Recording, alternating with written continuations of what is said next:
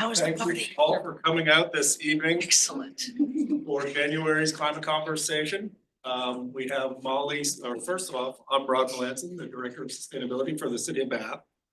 As you hopefully are aware, we have Molly Siegel here from the state of Maine. I'm a council coordinator, and she's gonna be going over the Maine Won't Wait plan and all of the updates, and available for questions as well. A few just logistical things right now. We just put out a sign-in sheet. If you have come to these before and already signed in, that's great. If not, please sign in before you head out. That also gets you onto what we have going for our email subscription. Thank you, Sorrel. And you will be getting notifications about further events and announcements from Resilient Bath.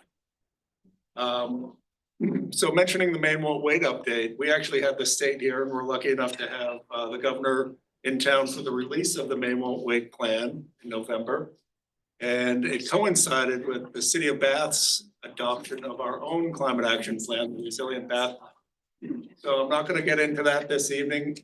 I am available at any time if you wanted to learn more about the Resilient Bath effort, the plan, and all of the hard work that we're now going to be tasked with for implementing the plan. So we do need folks to be involved.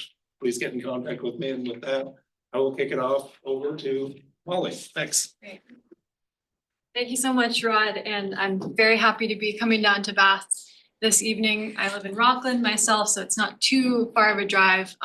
Unfortunately, Megan Mansfield Pryor, my colleague, couldn't be here tonight because she's at a city council meeting. So, but she has shared a lot about all of the actions that are going on here in Bath. And obviously, as we were here in November to release the climate plan, we got to learn a lot more about what's going on. So I feel like it's great to come back here and actually get a chance to talk to all of you, not with all the fanfare of the governor and the release of the plan, to really get into the nitty-gritty of what's in the plan and what the community is doing and what maybe you're looking forward to in the future as far as implementing Maine Won't Wait. So I have a lot to run through tonight. It's a big plan, and it's probably worth, we'll spend some time with it tonight, but you probably want to dig in more to more specific areas later. So I'll run through a lot of information, and then we'll take questions at the end. And I'm sure that these folks would share the slides later for you to peruse through, and there's some links in there if you want to go more in depth in any areas. So it will be a lot of information, but you don't have to memorize it. It's all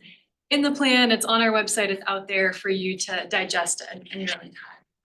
So as Rod mentioned, my name is Molly Siegel. I'm with the Governor's Office of Policy Innovation in the Future. So we are one of the two agencies, along with the Maine Department of Environmental Protection, that administers the Maine Climate Council. And we're very lucky to have DEP and lots of other state agencies and other organizations as part of the council. So I probably don't need to say this to any of you. This is why you're all here in this room, but Maine is already seeing significant impacts from climate change. We have a scientific and technical subcommittee on the Climate Council that tracks the latest science. Oops, it's not supposed to be doing that. Globally and in Maine. And their latest report that was published earlier in 2024 has affirmed that climate is continuing to warm globally, and that those indicators are all accelerating. So again, I don't need to tell any of you that, but we do have the science to back it up.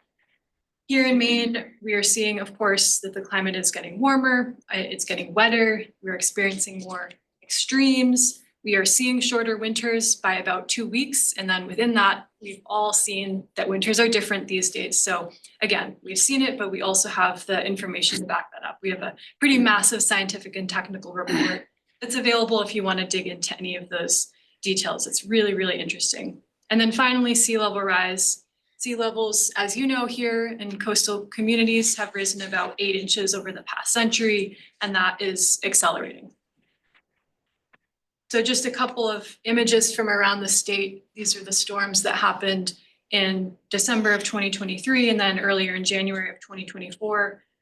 Catastrophic inland and coastal flooding. Again, you all know this. And I think these storms have really catalyzed more conversations around the state about what communities are doing to respond and prepare for these impacts. So at the same time, as climate is already impacting our state, we know where the opportunities are to reduce our emissions. transportation is the biggest slice of the pie, followed by buildings and then industrial and electric power. So you'll see, sorry about that, later on in the plan, you will see how each of these sectors comes into play and the strategies that the Climate Council has prepared to address emissions from each of these sectors. So Maine Climate Council, created in 2019, signed into law by LD 1679, which was a bipartisan bill sponsored by Senator David Woodsum. This law created goals that are in statute around reducing greenhouse gas emissions. So in Maine statute, the Maine Climate Council was created and we have these ambitious emissions reduction goals that are in state law. So we are required to produce a plan that sets us on a path to meet these goals. Emission reduction goals of 45% below 1990 levels by 2030 and 80% by 2050. We also have a law passed by the legislature that requires us to hit certain renewable energy generation goals, and an executive order signed by Governor Mills to reach carbon neutrality by 2045. And then within all of these things, among all of these things, the Climate Council must produce a plan that ensures that Maine people, industries, and communities are resilient to impacts of climate change. So the Maine Climate Council has a scientific and technical subcommittee. It has an equity subcommittee that's charged with ensuring that the strategies are implemented with diverse shared benefits across the state. And then we've got 6 sector-specific working groups that dig into each of these areas. Climate plan itself has 4 goals that align pretty well with those goals that are in the statute. So reducing greenhouse gas emissions, improving resilience to climate impacts, creating jobs and economic prosperity, and then advancing equity and bringing climate action to all Maine people. So this past year, really throughout the bulk of 2024, to develop the plan, the Climate Council heard from more than 200 members of working groups and subcommittees that represent diverse perspectives. They also heard from over 1,000 survey respondents. Maybe some of you responded to our survey, hopefully. We engaged people through in-person events around the state. We talked with Maine youth. So we have a youth coordinator that goes out to schools and other groups of youth and libraries all around the state, hearing from them. And then we also worked with the University of Maine's Mitchell Center to hold engagements with folks that tend to be underrepresented in climate planning. So they worked with 21 community-based organizations that in turn held 69 engagement activities. So focus groups, surveys, conversations with folks that face greater barriers to participating. We ended up with a plan that has 7 different strategies, and I'll go into those each in greater detail. And just before we go into that, because this is the second climate action plan, it's important that we're transparent about our progress so that we can both see how far we've gone since 2020, but then also where the bulk of action still needs to happen. So on our website, maine.gov/climate plan, you can see an interactive dashboard that goes into these in greater detail, but these are some of the indicators that we track and report on every year. So strategy A, transportation, responsible for 49% of carbon emissions from fossil fuel combustion. So it's one of the biggest sectors for reducing our emissions. And most of those emissions, as you probably can guess, come from passenger cars and trucks. So one of the strategies within this section is transforming our vehicles to electric and plug-in hybrid vehicles. There are currently more than 17,000 EVs on the road, which is more than there were in 2020, but still a long ways to go to meet our goal of 150,000 EVs on the road by 2030. And that does include plug-in hybrids. So for folks that aren't looking to have a fully electric vehicle, plug-in hybrids are also part of that solution. So there are tax credits and rebates that have made EVs more affordable, but especially for low and moderate income folks, a lot of support is still needed. So that's a key strategy in the plan, as well as expanding Maine's EV charging network. So there are more than 1,000 public EV charging ports statewide. And through the Recharge Maine initiative, we have a goal to install 700 more ports by 2028 to expand that network. So as well as changing the types of vehicles that we're driving, it's also important to expand public and active transportation and reduce the need for driving. So this includes getting people to work. There's a workforce transportation pilot that has been making a difference here in Bath with Gagny Foods and BIW both participating to bring people to work using shared transportation. And part of the plan is to expand those initiatives as well as many other initiatives. So final piece on transportation is resilience. We have so far invested more than 46 million in critical transportation infrastructure. I believe there was a big project here in Bath, again, using the Maine Infrastructure Adaptation Fund, so more support is needed. I'm gonna skip over these slides for each section. We do have specific actions that, just to spur conversation and thought around what folks and communities can do to participate in these strategies. But for the sake of time, because there's 7 different strategies, I'm gonna kind of gloss over those. But if we send these slides out, it would be great. I'm sure you'd love to take a look at them. So second, after transportation, the building sector produces the most greenhouse gas emissions from fossil fuels. So 31% of those emissions are coming from residential and commercial buildings, and then another 12% from industrial facilities. So key strategies here, Maine is a national leader in the installation of highly efficient heat pumps. We've got more than 140,000 heat pumps out there, and we have new targets. Sorry, this is annoying that this keeps happening. There's no way that something could be adjusted because it's flashing so much between screens that it's hard to pay attention. Yeah, unfortunately, I don't know how to do that. So I'm just gonna try to stay on top of it. Yeah, I don't have a pause button. It's automatically advancing. Okay. So I don't know. Sorry about that. The targets include both supplemental and whole home heat pumps, and of course include an important goal of 40,000 heat pumps in low income households by 2030. So again, requires continuing support, especially for folks that face greater barriers, particularly financial. Weatherization is also helping people save money and improve health and comfort in homes. We have goals around weatherization that also include about 1/3 of those homes being low-income households, because those folks really do need the support and often face greater health and safety challenges with their homes as well. So again, don't need to tell anybody about the need for affordable housing. And so this is why Maine won't wait. Oh, sorry, this is, you know what, I'm gonna just pause and see if I can refresh and quit out of my presentation. And I think it's a PowerPoint thing. And so I'm just gonna X out and.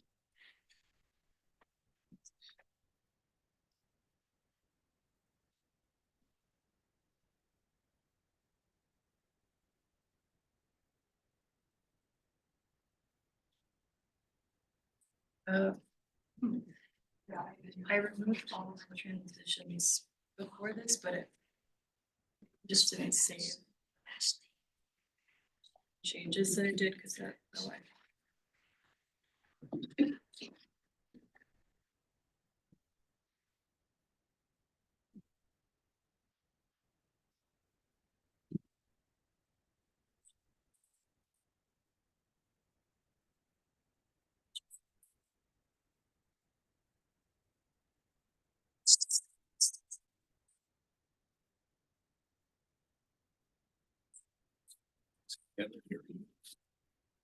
When you see those, the upgrades.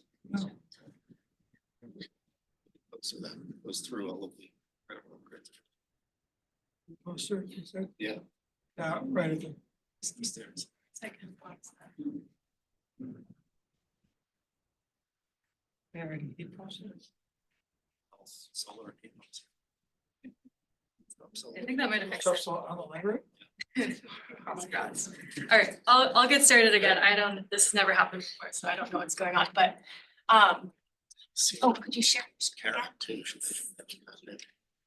What, she's what?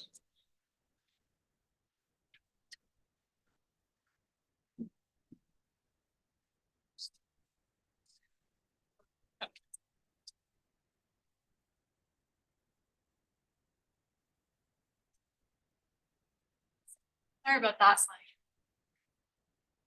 Affordable housing, don't need to tell you that this is important and an issue facing communities across Maine.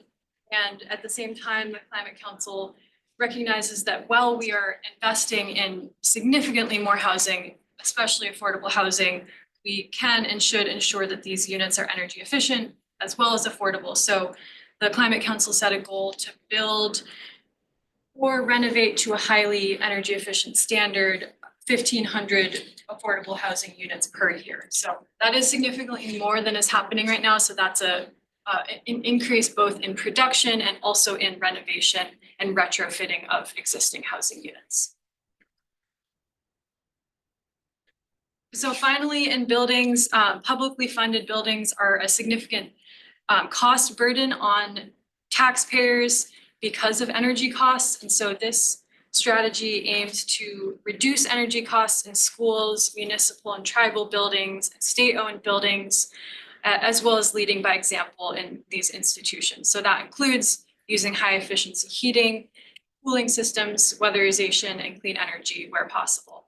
So just a couple of examples of where this is happening. Support on the state level is the Community Resilience Partnership, which provides funding for energy efficiency among many other projects in municipal buildings, and the Green Schools program, where we're really trying to encourage schools to make the switch to more efficient heating and cooling and other energy sources. Again, I will skip through these actions, but please take some time to look at them if you're interested after. So strategy C is energy. Maine has become a national leader in reducing greenhouse gas emissions from our energy sources. In 2019, Governor Mills signed legislation that set a requirement that we use 80% renewable energy by 2030. We are more than halfway towards meeting that goal, but we do still have a long way to go. And in addition, in recognition of that progress, Governor Mills announced a new accelerated goal to reach 100% clean energy by 2040. So we're now have a little bit more of an ambitious goal in addition to the 80%, which is our renewable portfolio standard that's set in statute. We know that a top concern for Maine people is affordability and reliability of the power system. And so the energy section does take an approach that really focuses on ways that we can achieve our clean energy goals while also reducing energy burden for Mainers. So that includes, can we better understand energy burden? So where are Mainers' energy costs coming from across all of their energy sources? So not just electricity, which we know is important, but also the gas that we put in our cars and oil and propane that we might be using to heat our homes. So taking a holistic look at what those energy burdens are specifically for low-income folks. Looking at energy coach programs. So there are some communities in Maine that are trying this out. How can we use community groups and volunteer power to help coach people in making the decisions about energy efficiency upgrades to make to their homes? Reducing barriers to clean energy and energy efficiency, financial barriers, other barriers, and improving the availability of financing options. There's not a whole lot out there right now for somebody to put solar panels on their home. So we've got programs incoming like Solar for All that will be providing sources of financing and funding for low and moderate income folks to benefit from solar power, whether it's on their homes or whether they're participating in a community solar project. And then of course, planning our future grid for needs. So the increasing demand for electricity, but also the storms and outages that are happening because of extreme weather across the state. Just another part of meeting our growing electricity needs is demand management. So this is a way that we can meet our growing electricity needs without spending too much of our public dollars on overbuilding the electrical grid. So experts recommend that we basically modernize our electrical grid and our policies to use what's called demand management. It's a term that refers to strategies and technologies that match our electricity usage with supply. So an example of this would be thinking about technologies that shift our use of electricity away from peak or high use periods. So maybe charging your electric car an hour later than you were originally planning to avoid a time when everybody's trying to use the electrical grid. And this can really help to even out the overall load. It's a pretty nerdy area, but there are a lot of experts that are recommending specific strategies for how we can do this. And small changes like these can increase available electricity when it's needed without building and overpaying for major grid expenses. So next is jobs and growing Maine's economy through climate action.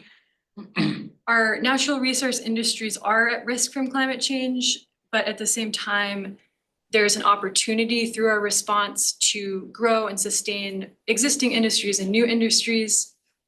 So this strategy is really about building a skilled workforce to become a leader in the future. So whether it's supporting our existing industries to adapt to climate change, or maybe looking at what the new opportunities are that are arising because of our response or because of the changes in the climate. So a couple of examples of what this looks like in the climate plan: a goal of 30,000 clean energy jobs by 2030 and 7,000 new registered apprentices by 2030. And there's a whole bunch of programs out there that are currently trying to do this, build a skilled workforce. So one example, grants from the Department of Labor, Maine Apprenticeship Program. Using one of those grants, Portland Adult Education and Revision Energy partnered together to launch a new pre-apprenticeship program for clean energy careers, including English language learning in the context of clean energy jobs, so for people that are learning English. So there's a lot of really great examples out there, and that's just one of them. There's also a new website called mainecleanenergyjobs.com. So if you know anyone that's looking for a job, or you yourself are looking for a job, there are lots of employers that are listing their clean energy careers on there.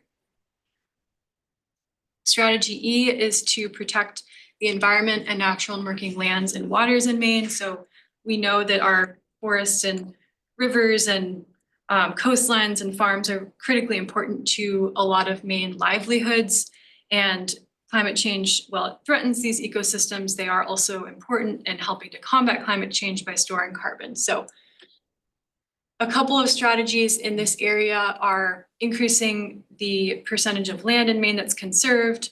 The goal is 30% by 2030. We're at 22%. So that we do have a long way to go to meet that goal.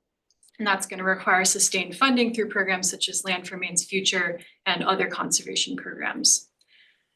The Climate Council also recognized that farmland conservation lags behind other types of conservation. And so they set a sub goal of doubling permanently protected farmland in Maine by 2030.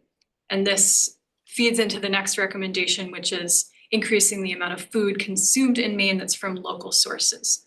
So a goal, again, 30, 30, 30. So 30% of Maine's food by 2030. Maine already leverages several state and federal funding sources to ensure that Maine foods are affordable and accessible to those that are using supplemental food programs such as SNAP. And so one example is the Maine Harvest Bucks program, which allows people to use SNAP benefits at local farmers markets. So just one example of an action within the strategy that's really impactful for meeting people's important basic needs. So waste and materials management was a huge area that was not covered in the 2020 plan. And so we're excited this time around to include several strategies around materials management. One of those is reducing food waste. So strategies to reduce food loss and waste include requiring large producers of food waste to report the amount that they are producing every year, as well as maximizing food rescue, recovery, and donation of edible food. So that kind of gets back to the previous strategy of how are we, reducing our food waste, but also meeting people's basic needs. I think they go hand in hand, and a lot of people would totally agree with that. Also in this strategy, I already mentioned this in the jobs section, so there's a little bit of overlap here, but natural resource industries are facing challenges in responding to climate change, but at the same time that there are new opportunities that are coming online. So just some examples of new opportunities from Maine's climate response are investing in climate-friendly wood products such as wood fiber insulation. So how can we support those industries that actually do sequester carbon and can also provide benefits to industries and workers in Maine? And then also, this one's kind of interesting, but emerging and underutilized species in the Gulf of Maine fisheries. So there's a number of species that are existing in the Gulf of Maine right now and might be increasing in the future. And so how can we ensure that our folks in the fishing industry are able to take advantages of those opportunities as they're becoming more abundant? So you have probably seen a couple of aspects of resilience that are dispersed throughout the other strategies, but this strategy is really about building healthy and resilient communities. Over the past few years, since 2020, there's been over $600 million invested in Maine resilience in Maine communities. Some of this is federal funds, state funds, the Maine Jobs and Recovery Plan, and 39% of those investments to date have been in what we call underserved communities. So these, you may have heard the term disadvantaged communities, but communities that meet certain indicators such as income thresholds, health burdens, other things like that. And we also have a goal that 40% of those investments are in underserved communities. So we are pretty close currently to that goal, and it's really important to maintain that in order to ensure that benefits are dispersed throughout communities and not just those that have the most resources and ability to access things like federal grant applications, which are really challenging for small capacity communities. The Community Resilience Partnership, many of you are probably familiar with it. This is our state program to support resilient communities. So to date, this program has invested over $9.1 million to municipal and tribal governments to support goals in Maine Won't Wait. So often this starts with planning, identifying a set of community priorities, and then might lead to a more significant project like energy efficiency retrofits in town buildings or schools. Another important aspect of resilience in communities is protecting critical working waterfront infrastructure. Super important, especially for communities that are really dependent on their industries on the working waterfront to support jobs and the viability and vitality of communities. So a couple of specific actions that are called out in the climate plan is to create a statewide working waterfront strategy, increasing funding for working waterfront protection, and then support for communities to do that land use planning that is really an essential precursor to being able to protect and preserve working waterfronts. And our final strategy is really about this. It's about engaging with communities and getting folks together to have conversations about what are the priorities in their communities around responding to climate. So a couple of examples of how this is called out in the climate plan: supporting coaching programs to help people access information and services. So this is an example of an energy coaching program. There might be other examples of programs where community members can help their neighbors and friends in finding information and being able to benefit from climate investments and programs that are really here to help folks in communities. Broad outreach to all Maine people, especially including underserved individuals and communities. So we really make an effort to go to parts of the state that we don't often reach. I think this photo on the right is from Machias, the Blueberry Festival. So we really do try to show up to events that are existing and get out there and talk to people about climate and hear what the differences are from community to community. We did a bunch of public meetings this past summer, and we heard from folks in Presque Isle and Lewiston and heard the sort of different concerns that are coming up. So really important to do that. And then, of course, to continue to engage Maine youth. We have an initiative called Climate and Me. It's a website, and then we also have an engagement coordinator who, as I mentioned, spends a lot of time out in the field talking to young people.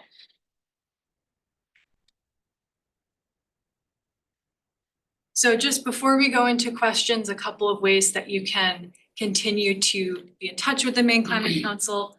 We have an Instagram page. We have an email. You can reach out anytime to maineclimatecouncil@maine.gov. We have a newsletter.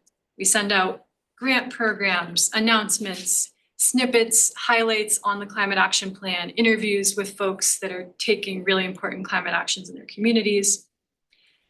And of course, read the plan. It's at maine.gov/climate plan. This is our website. We've got resources, incentive guides, so what is out there for you and your community, climate stories, videos, our youth initiative. A little bit more about Climate in Me. Abigail, our youth climate coordinator, would love to come talk to your group of young people, any age, any level. You'd love to get them involved. That's it. So I'm happy to take questions.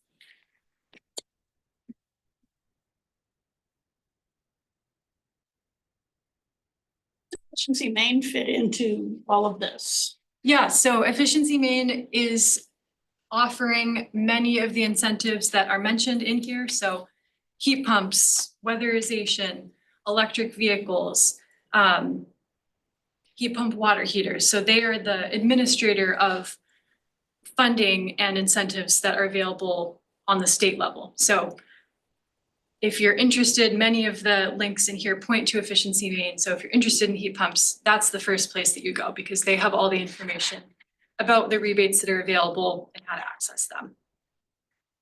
And looking for information about, you know, what to be doing as a homeowner or how to be doing it. I mean, I get a zillion emails about, you know, oh, you know, let us talk with you about solar, let us talk with you about solar and, you know, sign up for this or, you know, if you're a CMP. And I just have no idea what's credible, what isn't. And so where's the place to go to find out what's credible?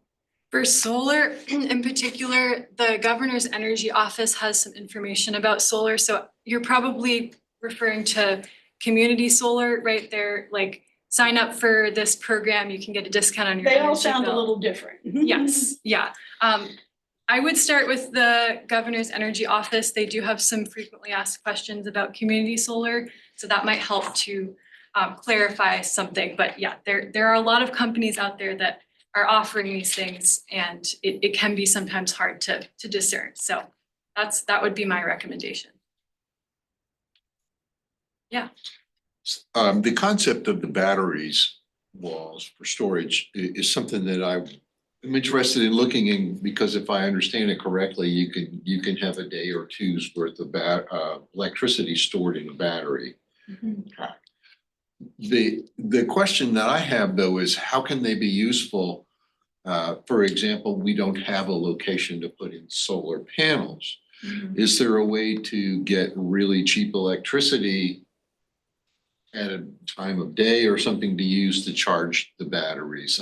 I just am curious if anything is being done to look at how that can be expanded to where we have enough storage capacity that it could make. Yeah. There's a lot to say there, but the answer is yes, it is being considered. There are some more details in the energy section of the climate plan around future rate design and other regulatory reform that needs to happen in order to make that happen. But the answer is yes, it is being discussed. Efficiency Maine has a program right now for battery storage. So if you have a Tesla Powerwall and you enroll in the program, there are incentives for depending on the amount of capacity. So there is a program in Maine that you might want to check out. It's Efficiency Maine's program. And then what you were asking about is more of a rate question. Like we don't have the, I think, sufficient rate structure right now that would allow for what you're talking about. But yeah, that's absolutely a big topic of discussion in the energy working group and the bodies that are discussing rates. So yes. Yeah. Could you talk more about the community energy coach programs? And I don't know if there are any specific examples that different communities have implemented or. So the example that I know of that's been going on the longest, there could be others that are just getting started, but York Ready for Climate Action has one and down in York County, and they have been going for a couple of years now. So I think they have at least a website, or you should be able to find information about them online, but they have been working really hard to grow their program. And so that's the most established one that I know of. So as far as I know, they go out and they visit homeowners. So they actually go to people's homes and they have a group of trained volunteers that go out and talk to people about their options. So basically people that are really well knowledgeable about the incentive programs out there that can go and talk to homeowners about what their options might be. And I think an important part of that is the follow-up. So, you know, in addition to just providing the pamphlet, they do actually follow up with folks and really spend the time sitting down with them, which you might not always get from a contractor or from visiting a government website. So yeah, that's the one that I would recommend looking into. And I think we did profile them in the climate plan, so some more information there. Is there a state endorsed training program for volunteer energy coaches? Some sort of training that, Not that I know of, although Efficiency Maine will come and talk to any group. So if you get a bunch of people in the room that want to learn more about the rebates, give them a call and they will come and share information about what's available. That's, I think, often the hardest part is we hear from people all the time, oh, I just had no idea that that was available. And so just having more people out there that can speak to the programs, that can, you know, be able to explain this is what's available and here's how you find it. That's a huge part of it. So.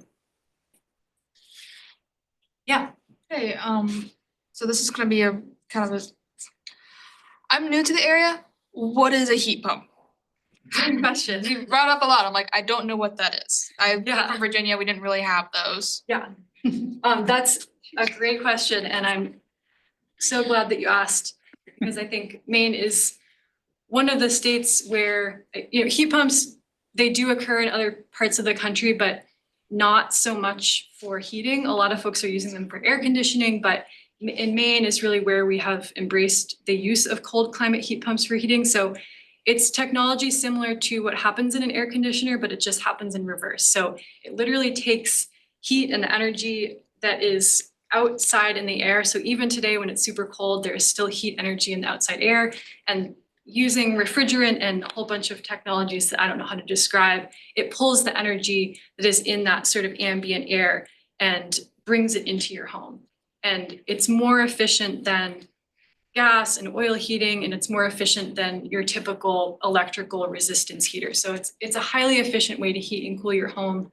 It costs less to run than those other sources of energy, but the equipment itself does cost a lot more, and a lot of people don't know how to use them, don't know how to install them, which is why they're less common. So it's, yeah, similar technology to what's in an air conditioner or refrigerator, but it can run in two directions. So it can heat and then it can switch around, and it can also cool. Okay. Yeah, hopefully that Magic. answered your question. Yeah. I was just gonna say, I've had heat pumps for 10 years. And they're still going fine. I don't know what their expected, you know, what their life expectancy is. But you can set a temperature on them. I think many people don't know that. Just set it where you want it to be, and the machine itself either cools or heats without your doing anything else. They're really an amazing invention. And if you're in a home, because they're costly, if you're in a home for a short period of time, it doesn't pay off. But if you're in a home that you think you're gonna live in for the next 15 or 20 years, then I'm a big fan of heat pumps, really am. Great, thanks for that.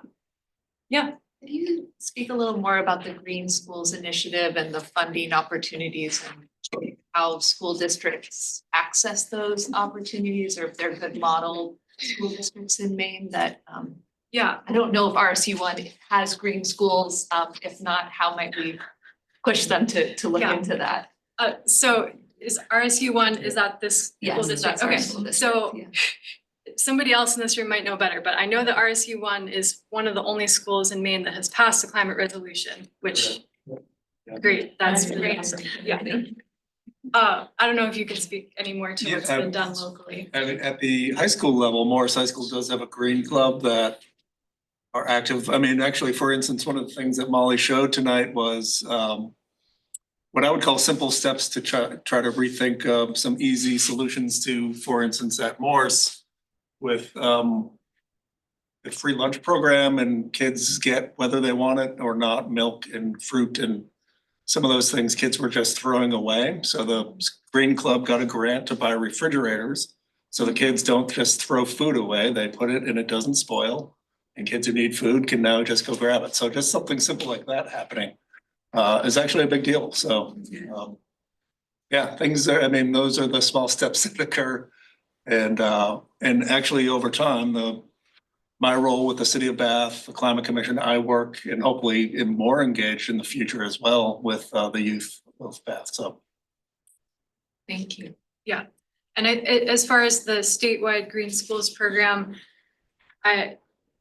it's a new program. It was just established in the last legislature, but they now have a Green Schools director.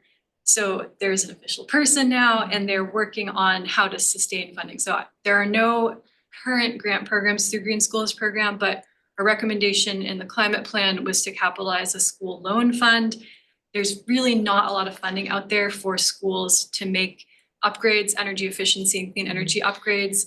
You know, as we all know, schools can't afford, you know, to fix their roofs and things like that. So there is a real challenge with funding school construction and renovation right now, and Green Schools program is trying to figure out how to have a sustainable source of financing. So yeah, keep an eye out for more, but lots of good action happening locally.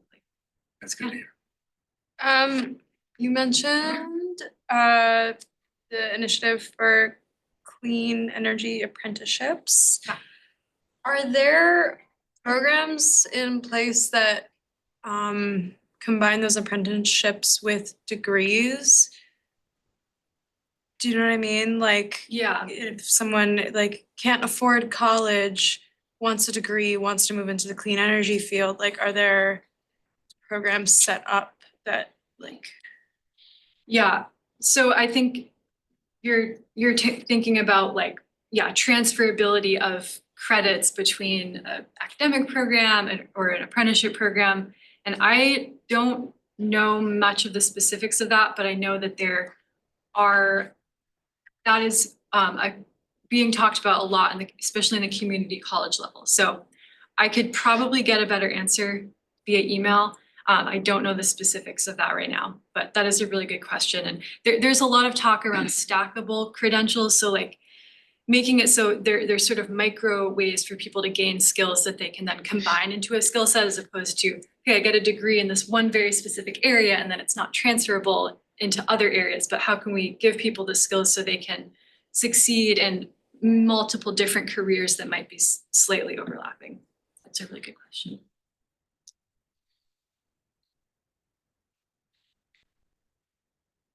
Yeah.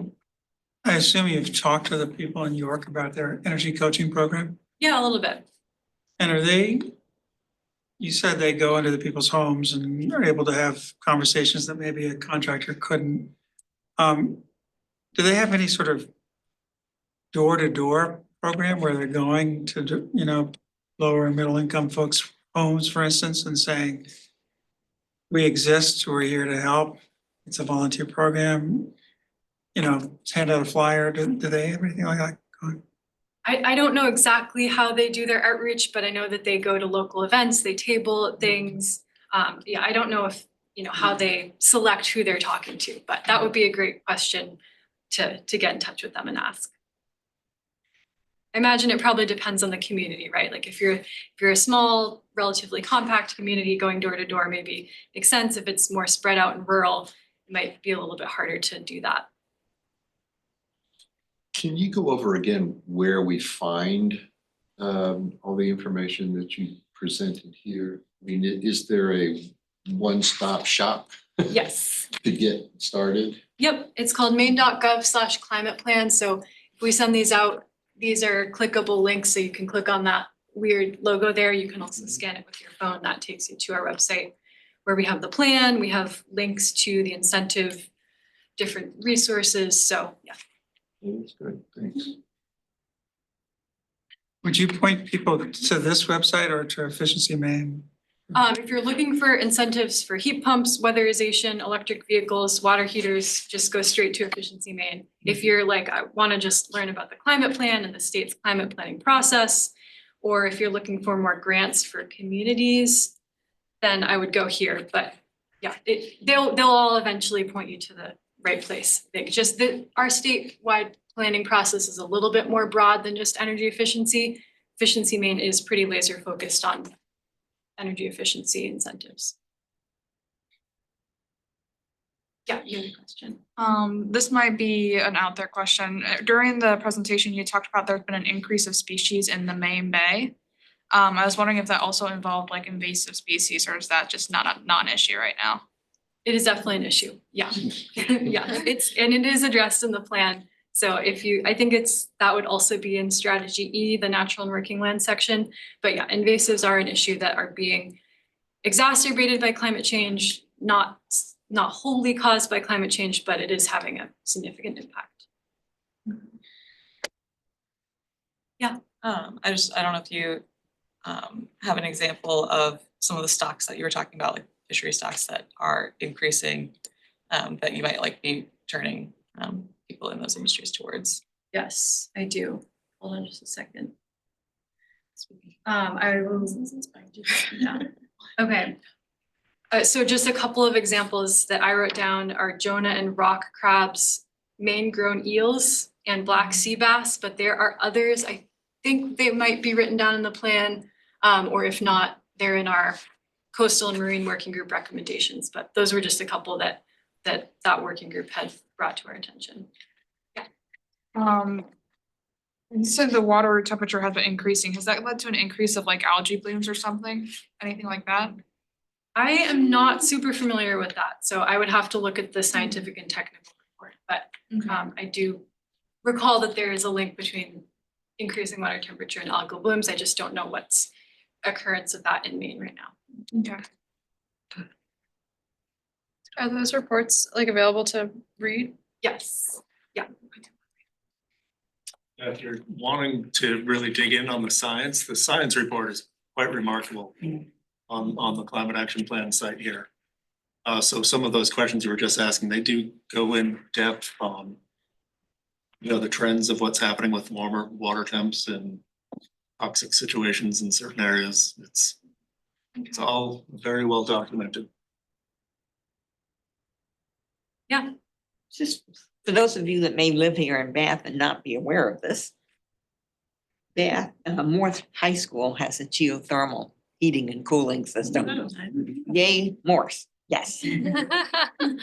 It actually is a good segue for the library folks that are here to I was just thinking to that. chat about what's happening as we speak. I mean, if you look up in the ceiling here and even the new lights as of a few days ago, there's something going on here that's quite remarkable and really gonna be informative to us all, actually, on how to conduct major projects that transition the comfort and resiliency of a building. So does anybody want to chat about quickly what's happening? I'm not putting anybody on the spot. Not to put anybody on the spot. But Karen. I would encourage anybody on their way downstairs, there's a really nice stand-up summary of the deep energy remodel improvements we've made. We've made a commitment to a lot of measures. Some of them complete, some of them have yet to begin. As Rod said, we're in the middle of changing out the lights to all LED throughout the building with a fairly sophisticated control system. IB Controls has been in the building for almost 2 weeks, getting that worked out. Some of the things that we've done are weatherization, air barrier, insulation. In the reading room, for those of you who are familiar with it, we put in window inserts, so the single pane windows in there now have, I call thermoplastic windows. But they were really nicely done so that it doesn't impact the experience of what makes the reading room so special to us. We're in the middle of installing a VRF system, which is a variable flow refrigerant system. And we've heard about heat pumps, but think of this as a commercial system-wide heat pump. And the really cool thing about it, the variable flow piece, is if it's too hot upstairs, before it goes outside to snatch the heat from outside, it will snatch it from upstairs and send it down into the children's section. Again, there's sophisticated controls that we purchased to make that come together. Solar panels will be on the roof ultimately that were projected in our modeling to cover 60% of our electrical needs. As we think that through and have some operational experience, we may look to becoming an owner member of a community farm, which we can talk about that later if you want, Ruth. Anybody else want to add here to what we're up Also, to? piece of the heat pumps is part of the VRF system. Yeah, that's the. Yeah. Yeah, so it's. Owner And which member means- of a community farm, what's that? Well, it's a type of community solar configuration. Oh, right, yeah. Which is, we can get into the weeds of that in a little bit later. The library, for those of us who use the library, will have air conditioning when we're done with all of them. And the lights make it a lot easier to find the books. That's great. The other resource too, I wanted to add that Molly gave when you asked about community solar and all the different solar mailings that you get, the Office of Public Advocate has a whole site that legitimizes what you're getting in the mail, and you can really dig into their materials. They have a whole electricity and then getting into the PUC and how rates are set. And if you want to learn about the magic of electricity, then that's a good spot as well. Only so What was the much. site again? It's called the Office of Public Advocate. Now, the weird part about that site and that office is they were somewhat anti-net energy billing, which is the reduced rate for building solar. And so, but it does have good information about community solar and what community solar is, the different options that you're seeing in the mail.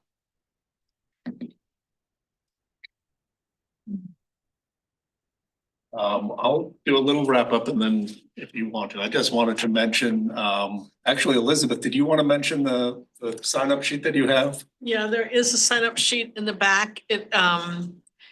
I work here at the library, but in a former life, I helped put together the Maine 2 library in Portland. And we have a nascent committee that wants to put together a tool library here in Bath. So if you're interested, there is a sign up sheet there. And I'll also be at the, we have a repair cafe on Saturdays and we can have more information then too. So thanks, Ron. Yeah, that's great. Also, we just did announce next month, so February 12th, it won't be here at the library, but at City Hall, we're doing a added climate conversation that wasn't on our event poster, but it will be Peter Dugas from the Citizens Climate Lobby is going to be talking about carbon cash back for Maine.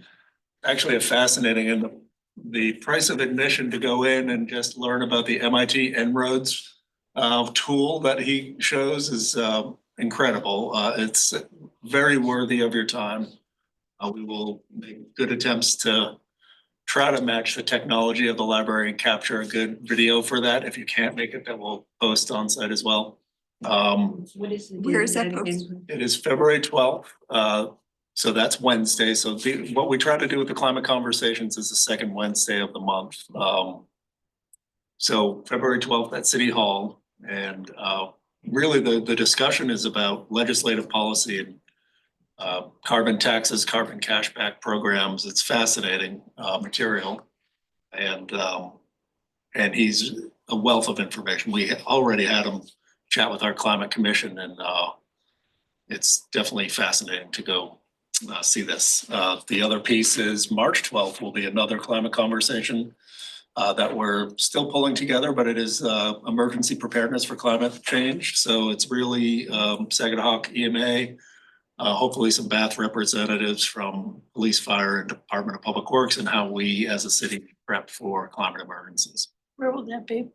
That will be here. Yep, that one's on the books. So So is there a website for Bath conservation, climate conservation, so we can Yeah. find all of this? yes, on? yeah. Okay. So actually, if you just go cityofbath.com/resilient Bath, or if you Google resilient Bath, it will bring you to a wonderful website where you'll get lost for 20 minutes and then find something. There's a lot of information, hopefully updated. And there is a whole page for climate conversations, and as well as our climate plan, as well as the events and announcements, and all of those items are embedded there. We have a lot of resources there. Most of this, so this is our local climate plan. We've done, there's a lot of reports and information on that site as well. Information about the climate conversations is also posted on the library webpage. That's and right. kind of that Estuaryland Thanks. Process event pages. So you might hear about it from 3 different directions. Are there copies of the climate, the Baths plan anyway here at the library for people to be able to? Not yet, actually, currently we are printing, I think they're been ordered to print a few copies. We don't have a huge printing budget, but mostly it's digital. But I am getting some professionally printed, not just from the copier machine at Town Hall. Is there a print icon or a print ability to print it yourself from the web? Yeah, yep. It may be challenging. I know that I ran it, well, let's see, I don't know if this one was, anyway, the layout is the challenge of the printing, but I think if you're more skilled than me with, you might be able to figure it out. But if you hit print, it prints. Then it's just the printer.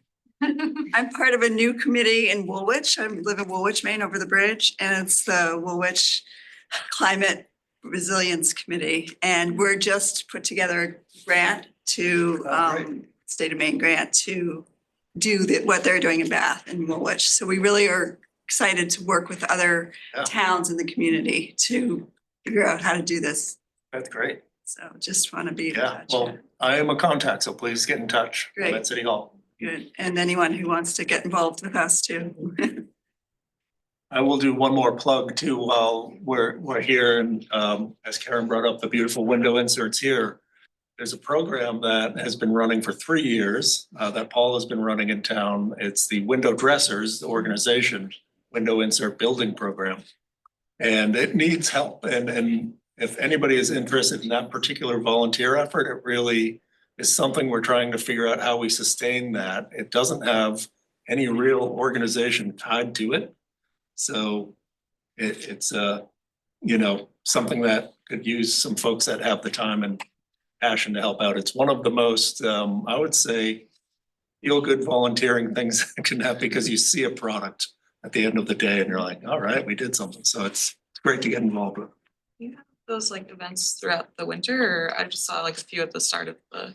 We do it just annually, every October. Okay. is the time. But what happens is, and Paul can jump in at any point here, there's months of prep, measuring windows in people's homes, so it's not something that can just be a rolling item. It's once a year with a bunch of work that happens prior to the event. I didn't realize, that there are sort of like specifications that you guys get to build to. So. Say that again? I didn't realize you have to go get the specs for people's windows. You just have to go measure them. Yeah, but I just thought I was like, well, we made one this size, do you can use it? It's a lot of fun, and it's happens at the freight shed. And it's a week long, and there's a lot of good energy and good eats. People bring great food. It's built at the end of the day. And you don't have to have any skill set. We just teach everything right there. The products really last. We have them in our church, and we had them quite a while ago, and they get old, things get, but you can redo them. You can put another layer of plastic on. Yep. So, Can I Yep. add? Oh, Go ahead. one thing, one other resource, is we've been doing these climate conversations for 2 or 3 years now. And we have recordings of all of them. And so those recordings are available on the library webpage. They're available on the KELT Virtual Learning Library. I think we'll try and figure out how to share them a little bit more on the Resilient Bath email, because there was a whole program on accessing solar programs and what the different types are. And there was we had someone from Efficiency Maine talk, and we're happy to invite people to come again as new people join our audience, but we also have some really great recordings. And so I think it could be useful to share those more. And if you have any recommendations for how we can better share those with all of you and make them accessible, just, yeah, let us know. I think that would be helpful too, because they're a great resource. We've had some wonderful speakers. And we do, to speak to that, there are exit surveys, so if you wanna take one and fill it out, that, what we're seeking there is, what is it that you wanna hear for one of these speakers? I'd like to hear more about what Bath is doing. So, you know, I will certainly look for the report and such, but plan, whatever. Yeah, yep, well, we can schedule one of those meetings too. Actually, you will be hearing about that because implementation is gonna take up and consume most of our time. So that means we will be engaging with the community quite a bit. So I know that's as part of the Climate Action Commission, one of our, that the plan was just passed in November for the city of Bath. And so now this year is really, let's dig into that. Who do we assign different projects to? What are the first tasks to get underway? I don't think that's something our climate conversations are full up through now, but I think starting next fall, that will be a great time to be able to provide an update on where are we so far, what's been prioritized, and what are next steps. So you talked about having Efficiency Maine come and talk and over a period of 3 years. In today's technology changes, 3 years is a very long time. So is there somebody who is it still Efficiency Maine? But you would need to go to them and say, this is what you said then, what's going on now, or? I think some of the information is transferable and some of it changes, like some of the specific information on rebates. I think that the programs did a pretty good job of sharing more of those general places to look for things. But yes, we will add that to our list as like, let's have Efficiency Maine come more regularly because it is something, questions about everybody has questions about accessing rebates, figuring out how to work within the system of what is currently available in supporting people. And it changes so much, particularly as administrations change. So yes, new information is going to be helpful. So I'm kind of looking for almost like a consumer report or a, you know, the New York Times wire cutters thing or something like that on, you know, products and organizations to be working with or companies to work with and, you know. I think what's hard about Efficiency Maine in terms of that is that I think they are a state program and they are not providing recommendations. Yep. I think. Well, they have pre-qualified vendors that you can call. So that's a great place to start. Okay. And I mean, this came up at one of our other conversations recently about that. There's never a clear answer in my mind because there's folks who, you know, the vendors are just there to sell you something and that's not always the case. So honestly, it's really, if you buy any product, regardless of what, if it's energy efficient or if it's a piece of art or whatever information you're getting, it's the trusted source. So do you trust the source that is telling you that this thing is great or not? I mean, and I guess another option and maybe something we've thought about but I don't know exactly what it would look like is a lot of people have installed heat pumps or have done some of these programs and have had really good experiences with different contractors. And so I don't know if there's a good way to provide options for people to share when they had a really good experience. But it seems like that could be a way to help people understand like who's doing good work in Bath. Molly, you were part of Efficiency Maine, I believe, for a number of years, is that right? That's correct. Yeah. Could you just share a little bit about that vendor list and how because when I've listened to that talk, people have said that you can use that as sort of a proxy for who probably a good contractor in the area. Could you just explain that a little bit? Yes, you probably heard from Andy Meyer. Yes. So that's, I'm hearing his words come out of your mouth. Yeah, so the Efficiency Maine qualified residential registered vendor list, which is what you would go to when you are selecting a contractor from their website.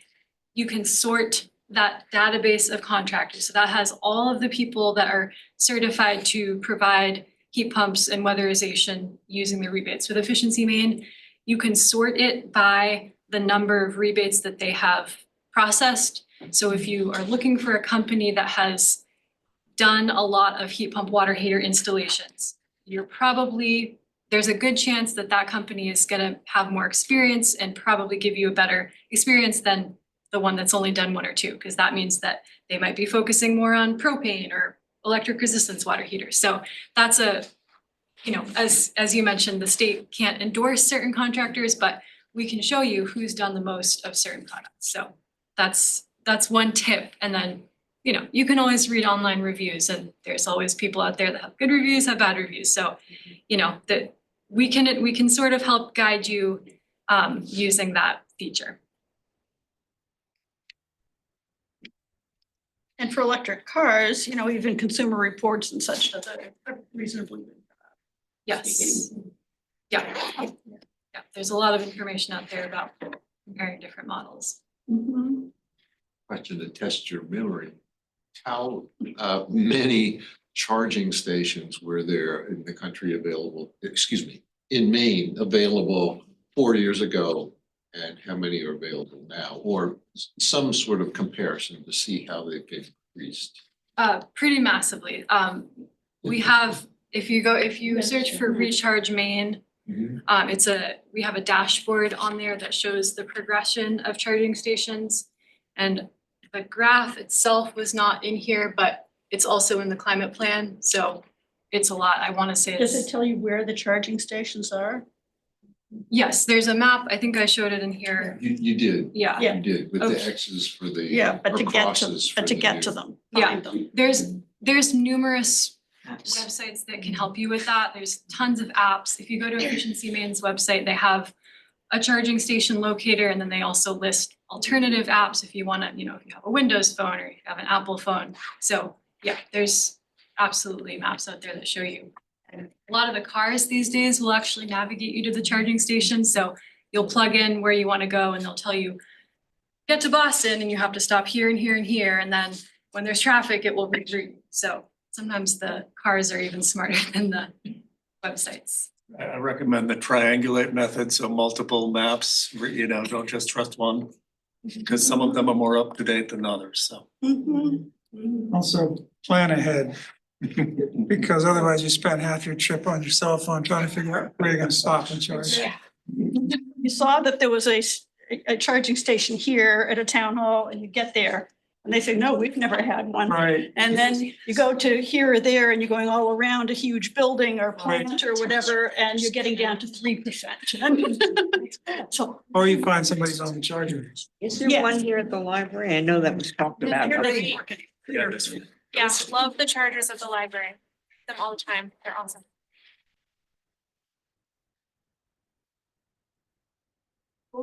Thank you so much. Thank So you.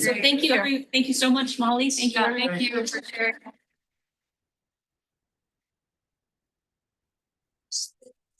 We really appreciate everybody who showed up tonight. And hope to see you at a future program.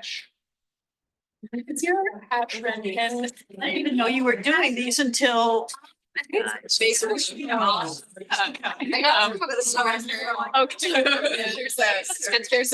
redhead restaurant. The same. I just moved, yeah.